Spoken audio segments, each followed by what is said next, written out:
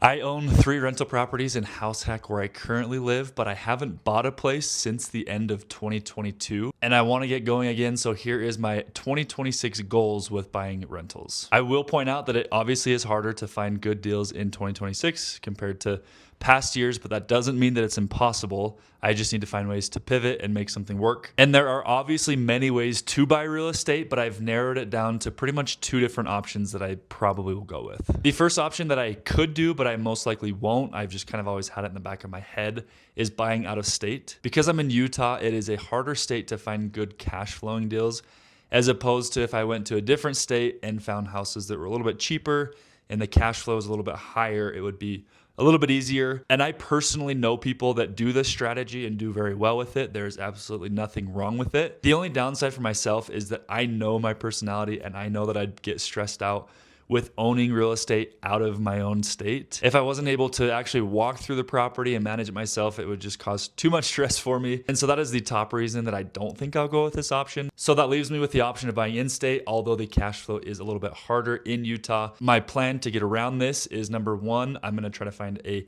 creative finance deal as opposed to just a conventional loan. This will hopefully allow for me to get a deal that has a lower down payment as opposed to a normal 25% conventional loan when you buy a rental property. And then instead of doing a long-term rental, I plan to do a mid-term rental and rent it out 30 days plus, fully furnished. And hopefully that'll give me some more cash flow. So those are kind of my 2 solutions to be able to find good cash flowing deals in Utah. So my goal this year and moving forward is to buy enough rentals, probably 1 to 2 every single year, to offset the majority of the tax burden that I'll owe. I don't really care to buy anything more than that, just enough to help offset the taxes. So that's kind of what I'm going for in 2026 to hopefully get me back to where I was in 2020 to 2022. If you have any questions about my strategy, please feel free to reach out, shoot me a DM or comment on this video, and I'd be happy to help any way that I can.